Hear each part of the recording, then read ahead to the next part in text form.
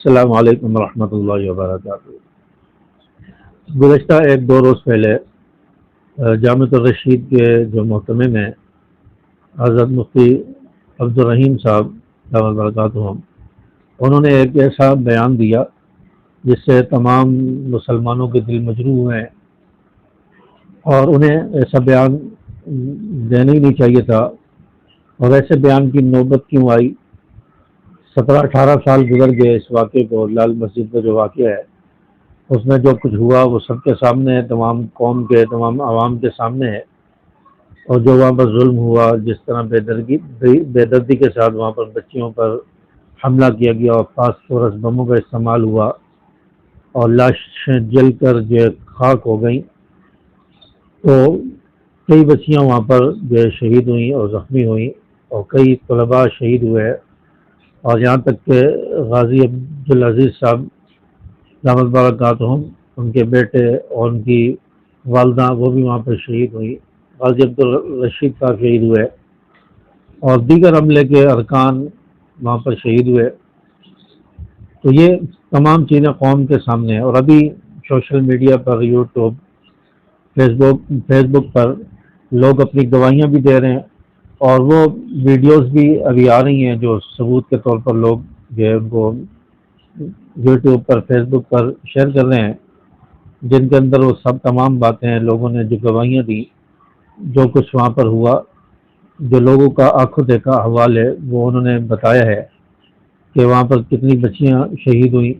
اور وہاں پر کتنے بچے شہید ہوئے۔ پھر اس کے بعد جو عیدی کو جو کفن کے آرڈر دیے گئے، تقریباً 400 کفن ہیں غالباً، تو اتنے کفن کے آرڈر عیدی کو دیے گئے کہ وہ وہاں پہنچائے جائیں۔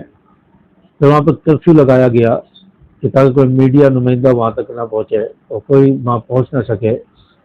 اور پھر جو قبرستان کے اندر جو قبریں موجود ہیں خواتین کی، ماں کی، معصوم طلبہ طالبات کی، طلباء کی،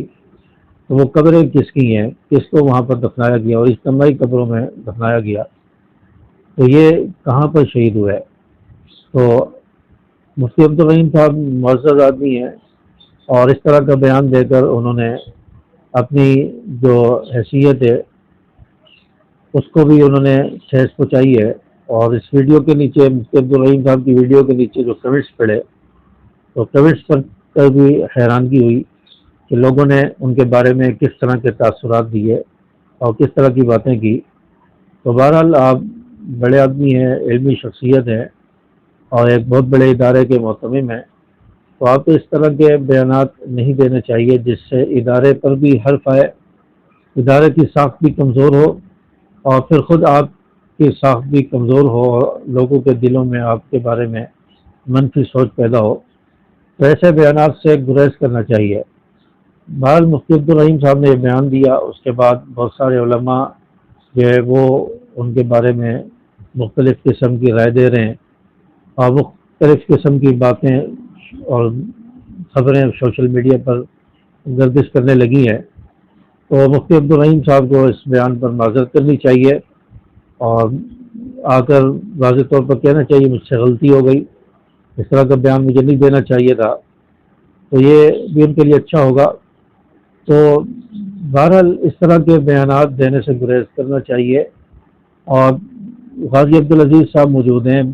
لال مسجد کے بہت سارے ایسے لوگ اب بھی موجود ہیں جو اس واقعے میں وہاں پر تھے، ام حسان صاحبہ ہیں، تو ان سے تحقیقات کر لینی چاہیے تھی، پوچھ لینا چاہیے تھا کہ وہاں پر کیا ہوا اور کس طرح کا واقعہ پیش آیا، کتنے طلباء شہید ہوئے، طالبات شہید ہوئی،